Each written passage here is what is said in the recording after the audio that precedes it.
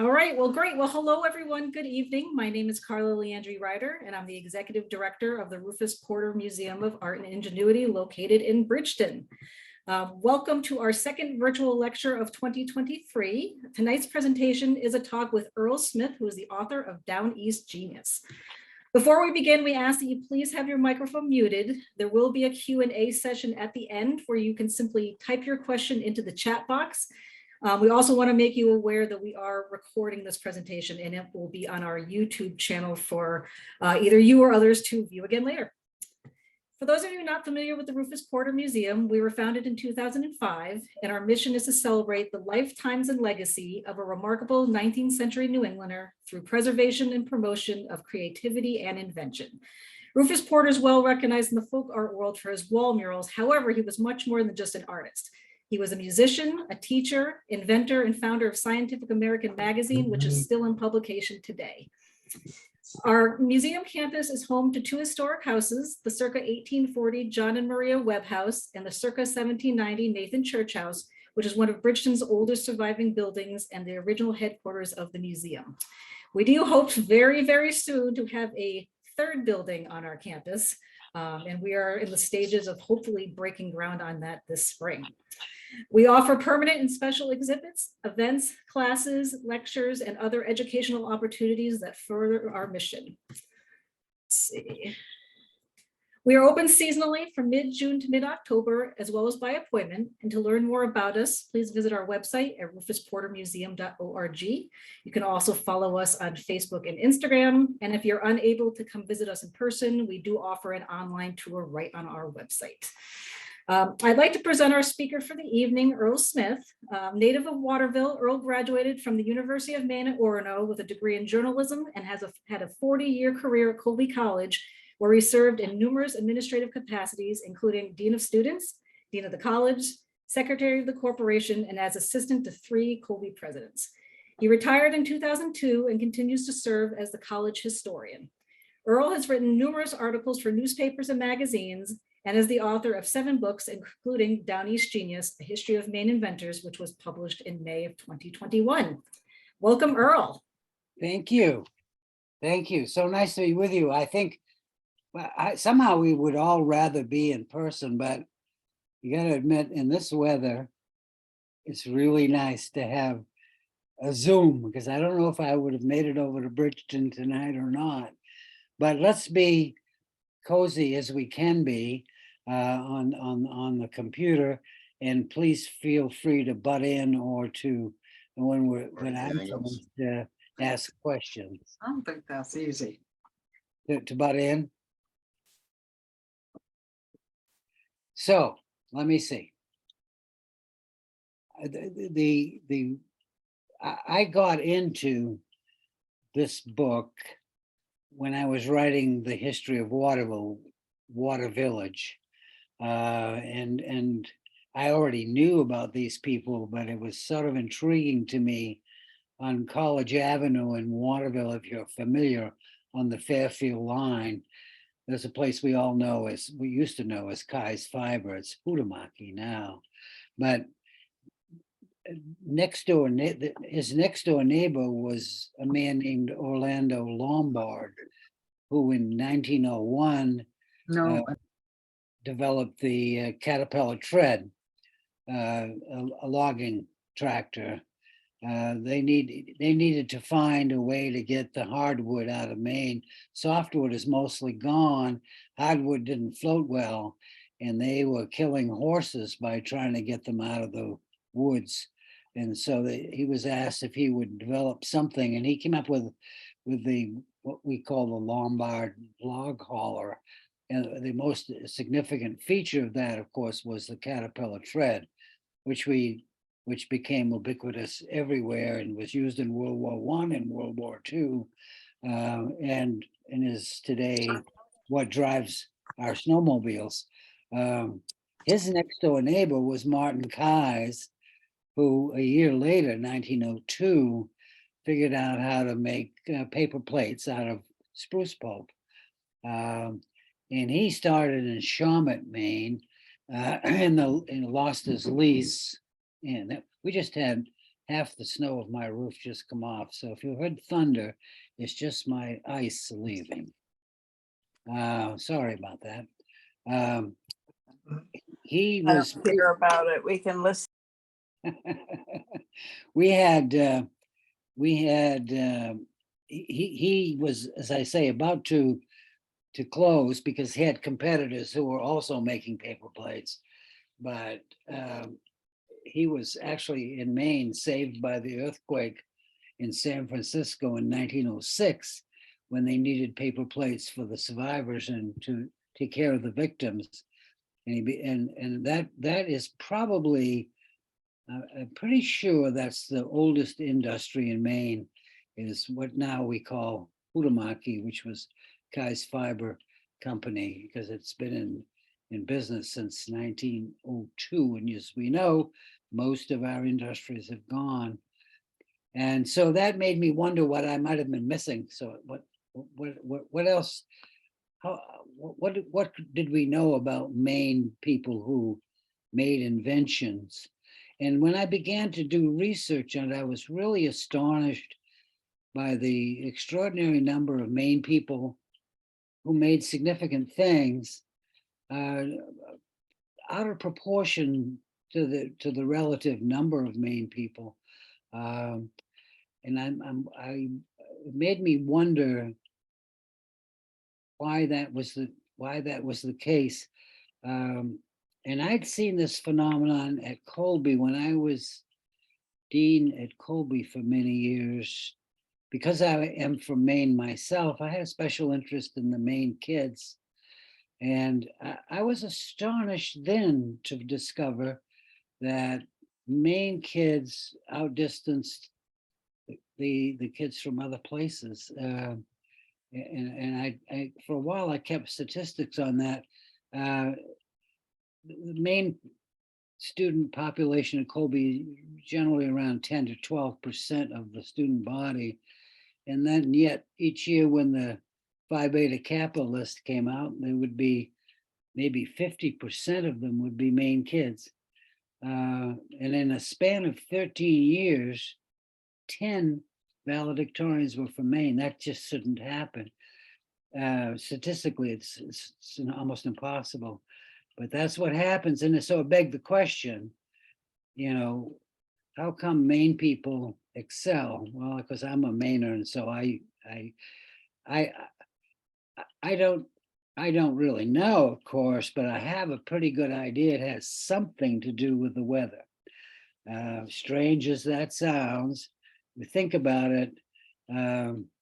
Inventors have certain things in common: creativity, curiosity, drive, persistence. In the beginning, 1820, Maine had 300,000 people and 22 million acres of land, which would give a lot of space in between. People were isolated. Neighbors lived a long way off. They rarely went anywhere. They had to be independent. They had to be self-reliant.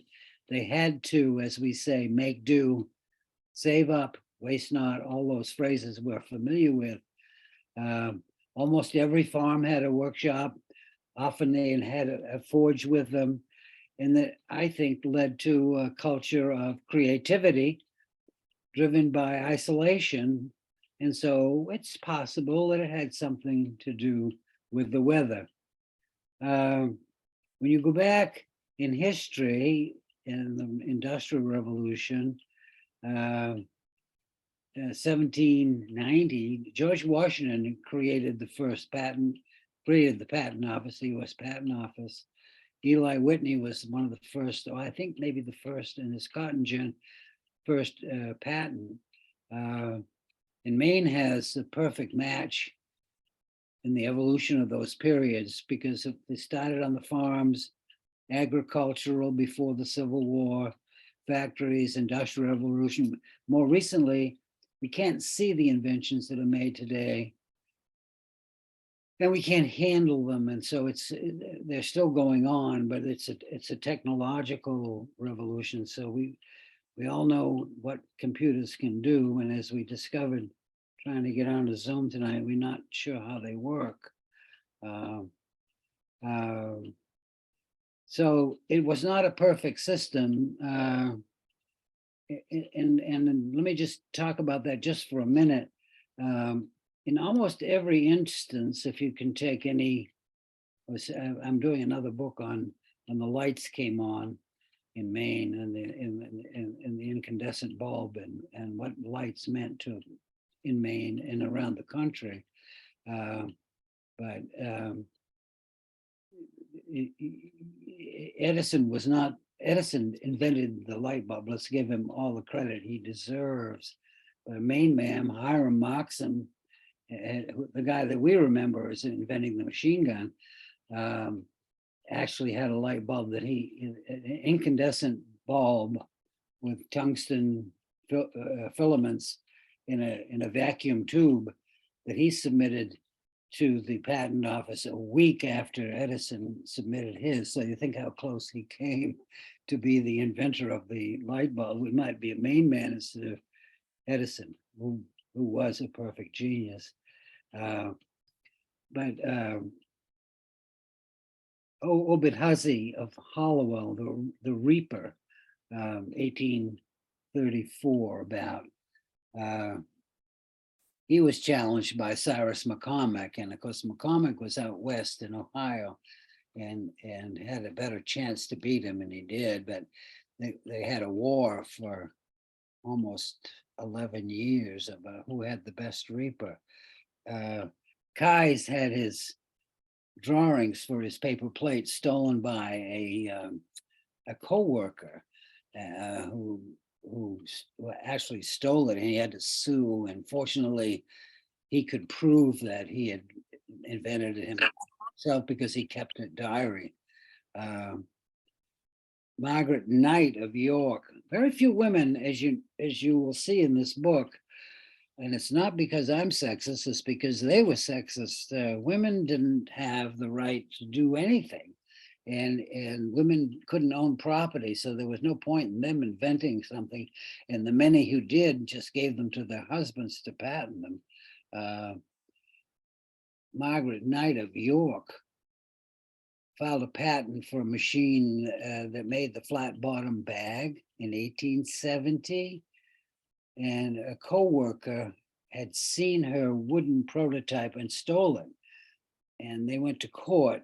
She ultimately won. His defense was, his only defense was that no woman could possibly have devised anything that complicated. Let me see, Helen Blanchard of Portland, zigzag stitcher. She had over 100 inventions, never got full credit. I also discovered in writing this book that some people came preciously close, and some people saw what they'd done be foregone by other people. Obed Hussey, who invented the Reaper, was in the candle business, candle and soap. And in 1837, he sold that soap business so he could make the Reaper to a man named William Proctor, who took on a new partner named Gamble and formed a company called Procter and Gamble, which you may have heard of. Leonard Atwood of Farmington Falls built the first oil pipeline. He also invented the first fishing reel with an adjustable drag. And when he built the pipeline, he had to use a vertical railroad for lifting heavy things up and down. But he sold that idea to Elisha Otis, who, as you know, added a brake and called it an elevator.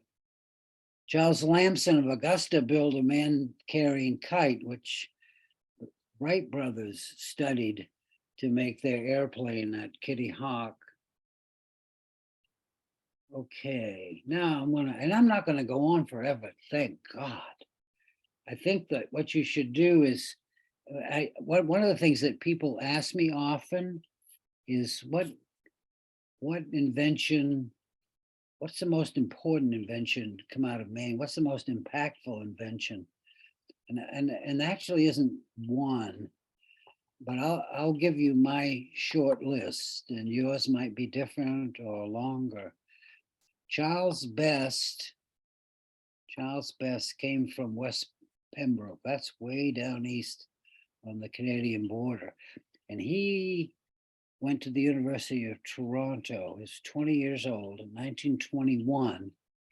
And he worked with a doctor named Frederick Banting and isolated the pancreatic hormone to make insulin.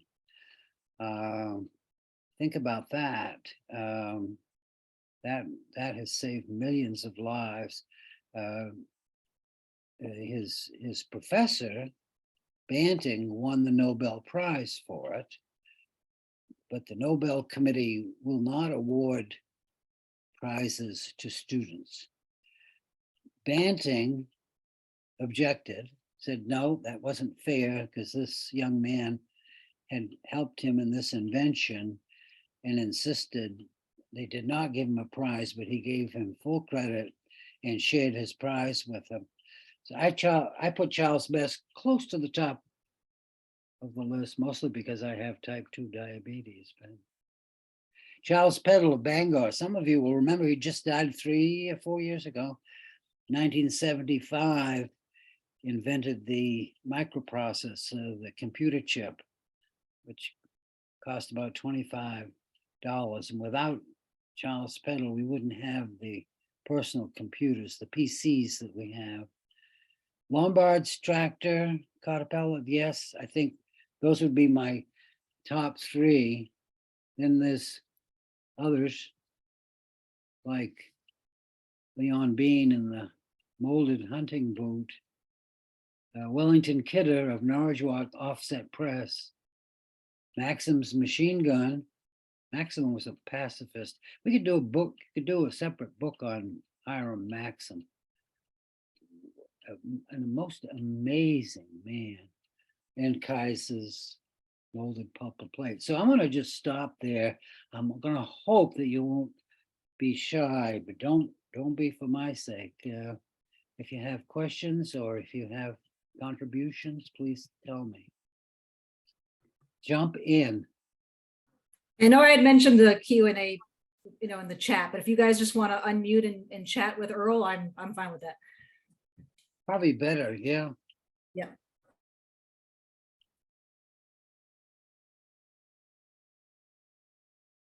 Now, please. I say we got a bunch of shy people. Somebody say something. I won't bite. Okay, I have a question. Okay.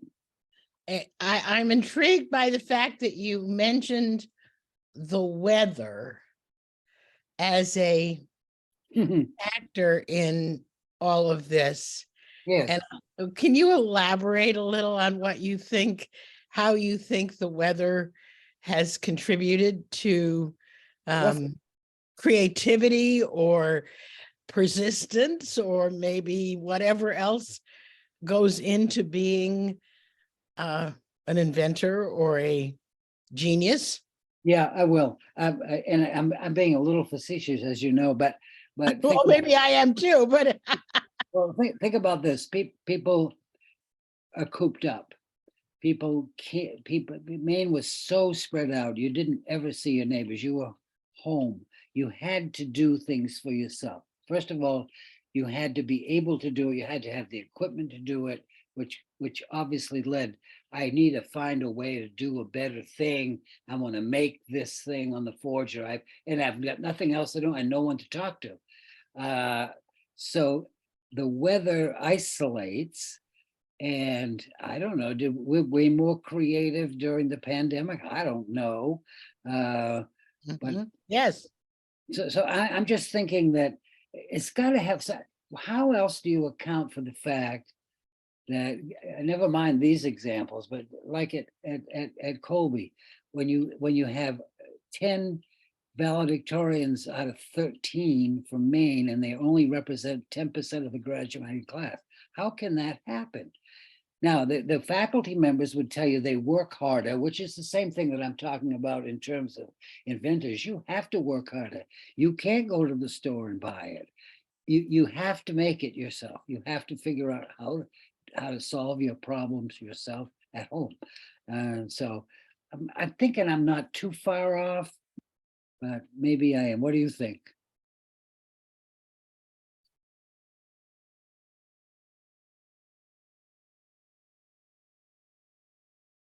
Can you tell the Chester Greenwood story? Yeah, Chester Greenwood had big ears, and he lived in Farmington, and his grandmother made him. There were earmuffs before Chester Greenwood, but he's the guy who said, let's put a wire so they'll stay on your ears. Let's put a wire hoop over your head to hold them on, a spring wire to hold them on your head. That's what he did. And of course it caught on. Fads, toothpicks were a fad too. The guy, I can't remember his name. It's in my book. Foster, his name is. And he wasn't an inventor, and he I don't know, he was just clever. He bought a machine that made veneer and adapted it so it made toothpicks.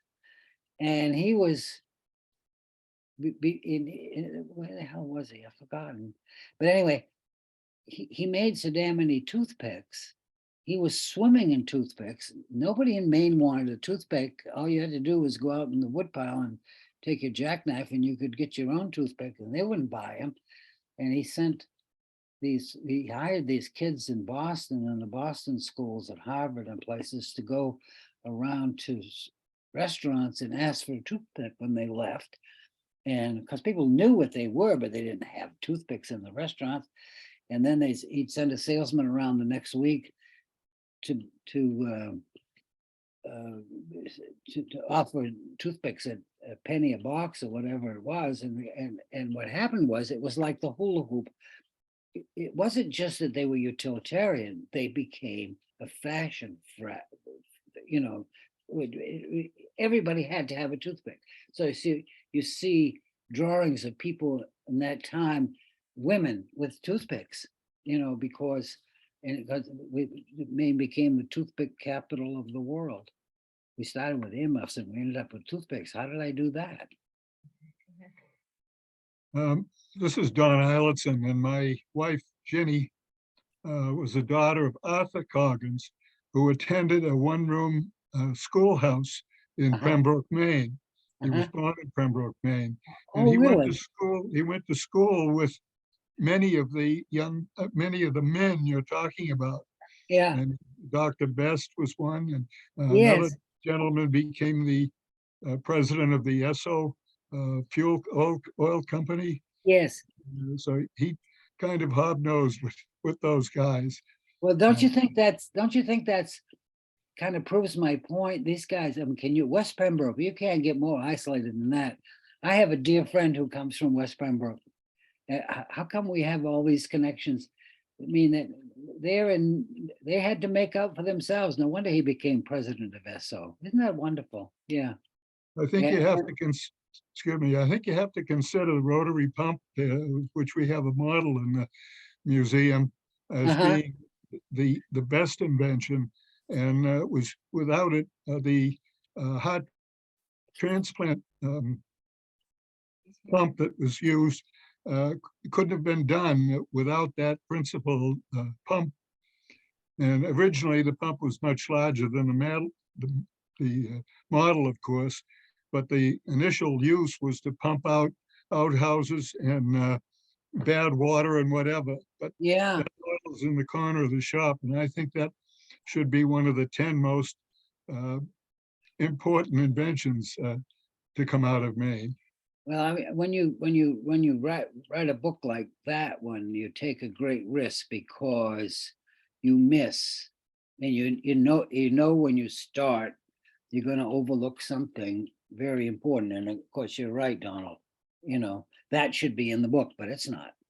you know, Yeah. but I Right. suspect there are others like that around Maine. Some places and some people take credit for inventions that I was able to say, no, you're wrong.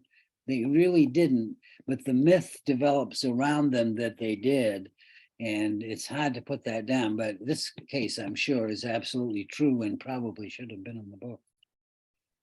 Rufus also came up with a gun rifle, which sat in the basement of the museum down in Connecticut.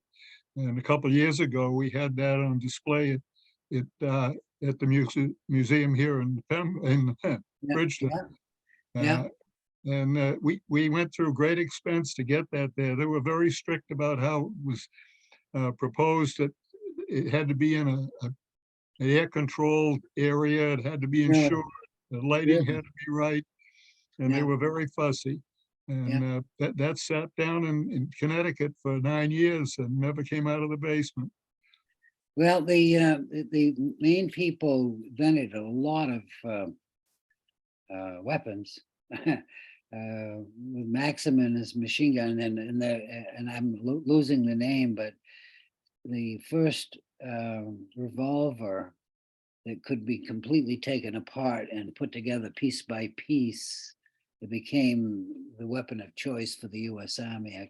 And I'm sorry, I've lost the name, but Maine people did have a lot. They were up here where they were shooting, and they had a lot of, they invented a lot of weapons. And Maxim's own son developed a silencer because Maxim went deaf from his machine gun, and so he developed a silencer, which is said to be the first silencer.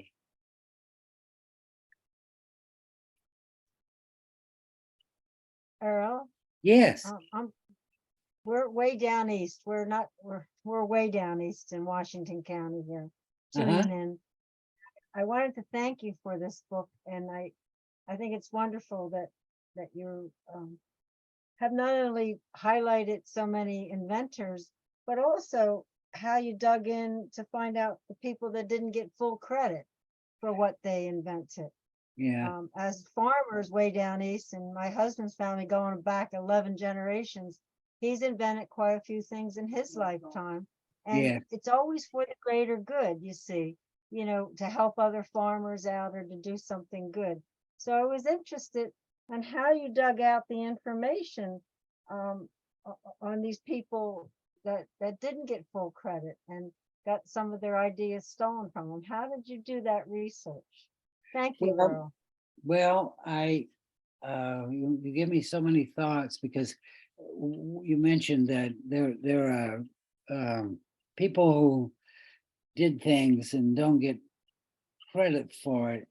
That was true early, before the Civil War. It was true after, during the Industrial Revolution. And I first came in direct contact with that in Waterville with a friend of mine, or not, somebody I met in Waterville, whose grandfather worked at the mill and developed and invented something having to do with making paper, and never got credit for it. Well, in those days, if you work for a company and you invented something while you were working, let's make this machine do this instead of that, or let's fix this. It wasn't your invention. You couldn't patent it. Your company did it. So you see tons of patents owned by companies, but behind every one of those, there's some person who said, I can do this better. If you do it this way, this is how it works. So in answer to your question, there isn't an awful lot of literature, but in the U.S. Patent Office, that you can access their files. Just an awful lot of reading, and I will say, the web is very helpful if you're careful. And so I sort of make a rule, and in what I'm doing now, same thing. You got to find it 2 or 3 times before you believe it, because one of the things that happens is, if one person who is a historian or claims to be says something that's wrong, then time goes by and other people use that person as their source, then they've lost, then they perpetuate a lie. So, and so but I'm not, I mean, the Smithsonian has a wonderful website. I've credited them somewhere in the book. The very few websites, National Geographic has a wonderful website, and I'd call them Wikipedia is not trustworthy, but National Geographic is, or the Smithsonian is. And I love the pictures. That's a World War I picture in back of you, isn't it? I think There you were mean, many- Indeed, that's my husband's uncle. He Okay. died at 18. was that World War One? Yeah, World War I, indeed. Yes. what a yes. nice preservation. Yeah. Yeah, we have his canteen there and all his medals. He was Oh, just a nice. young man. Oh So God. sad. Oh Yeah. God. That was my husband's mother's youngest brother. Uh-huh. We're the keeper of his stuff. That's nice. How that goes. Yeah, thank you. Thank you for Thank letting me in. Thank you for letting me in. It used to be that when the patent office started to take things to patent, you had to provide a working model. Yes. And many fires occurred in that collection. And Right. so they aren't available anymore. But now there is only one invention to be invented that requires a working model. Do you know what invention that would be? No. The perpetual motion machine. Oh, okay. Yeah, okay. I'll go along with that. Um, I wish can you focus in on some of the inventions that are in the invention room at the museum? Do you have that ability? No, I don't. Can you see I mean- behind me, Earl? See, this is the invention room. Oh, yeah, no, I could do that. I could do that. Yeah. Yeah. Yeah, I haven't visited you virtually. I've just been on a program with you virtually, but I haven't you have a virtual tour, don't you? Yes, I Yes. do. It's right on our Oh, website. Well, I'll do that, Donald. I'll do that. Very good. So you had mentioned, Earl, that people always ask you what the most important invention is that's come out of Maine, and you've elaborated a little bit on that. Besides importance, what would you say is your favorite invention that came out of Maine? I like the story behind the donut hole. First, the donut hole is a hole, so it's nothing. It's like the perpetual motion machine, but I don't even know if it's true. The guy that invented the donut hole claims to have clapped a Danish muffin over the spokes of a ship wheel when it was in rough weather.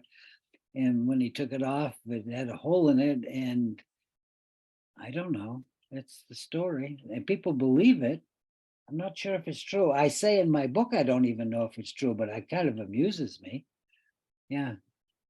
Yeah, there are some, I think of the people who fussed to make something on the way passed by something else or gave it up, the guy that gave up the elevator so he could put oil pipes in the ground. I mean, I just think that's interesting.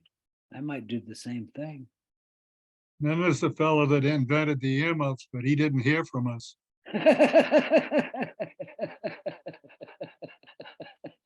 Oh dear.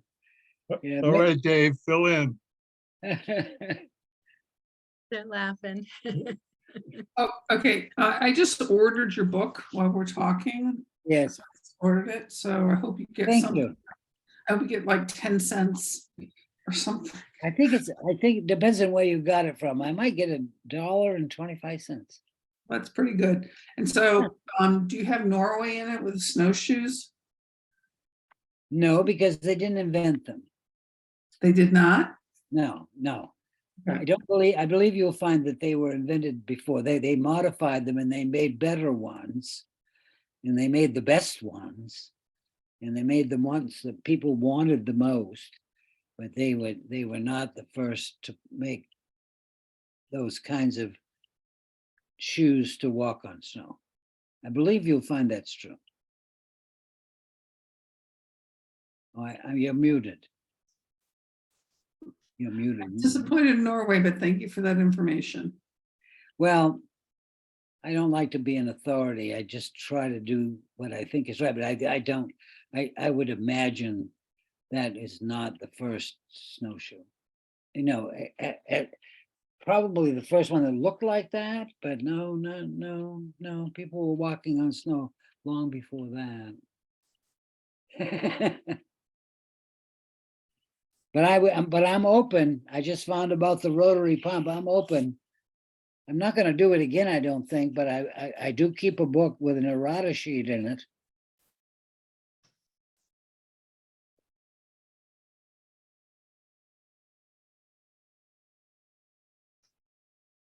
I think Nancy has a question.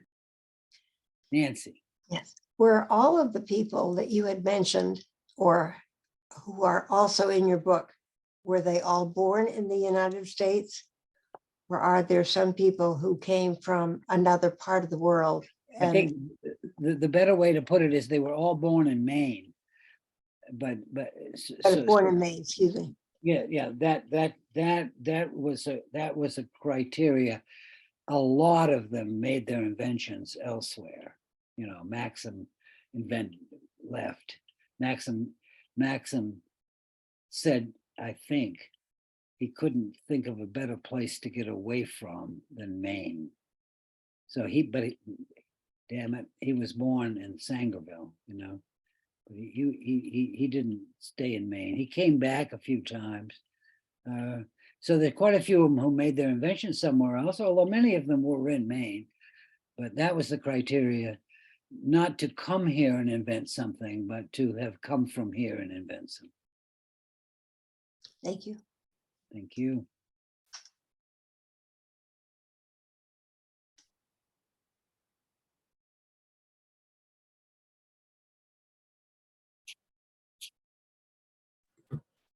How we doing? Anybody else? Thank you all very much. It was fun. Thank you very much. I wish I could meet you.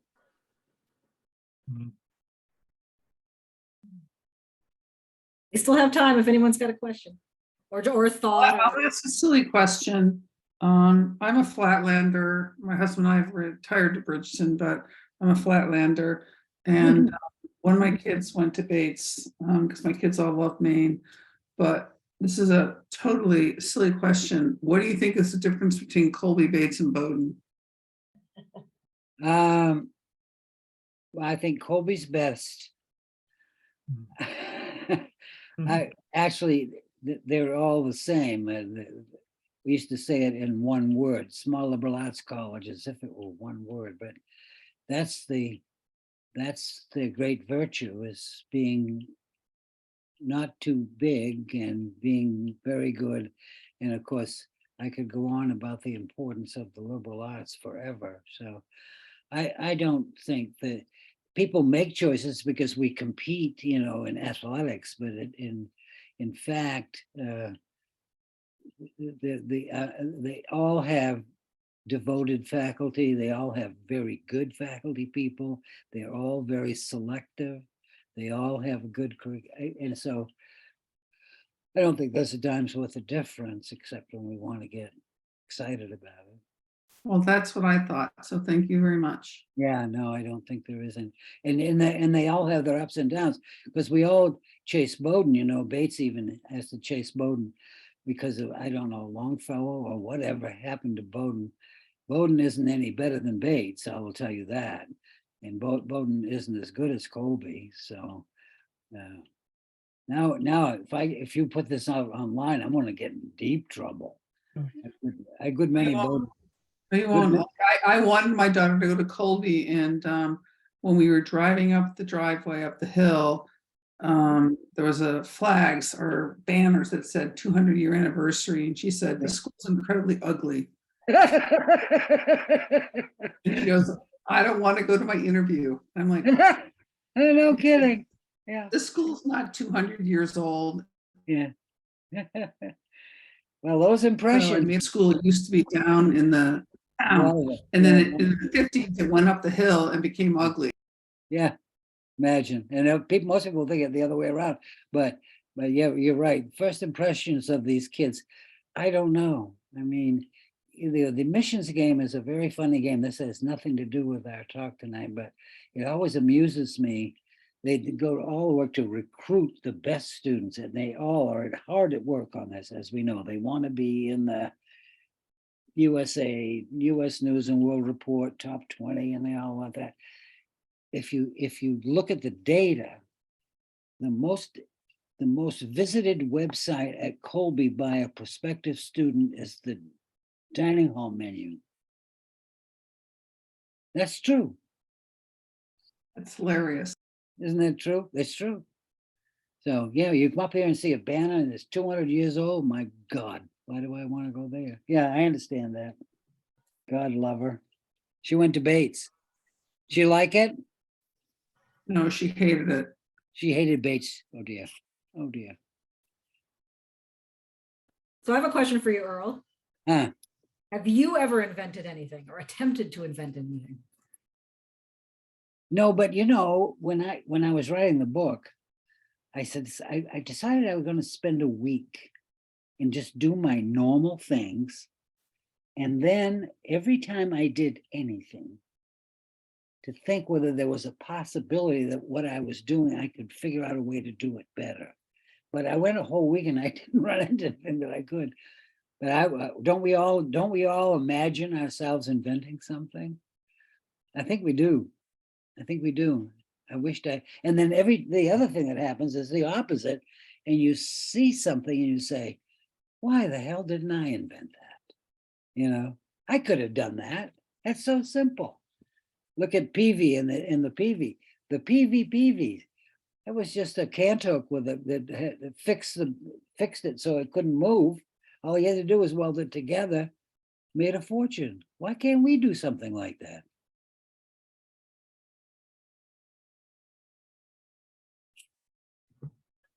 Okay. Last chance, anybody else? Don't be shy. This has been great that it hasn't just been, a pure presentation, that we've had also people interacting. So thank you for that, Earl. I've had fun with that. Thank you very much.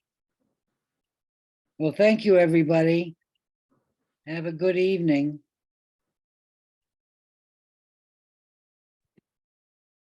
All right. Thank you, everybody. Who's the first to leave? I won't.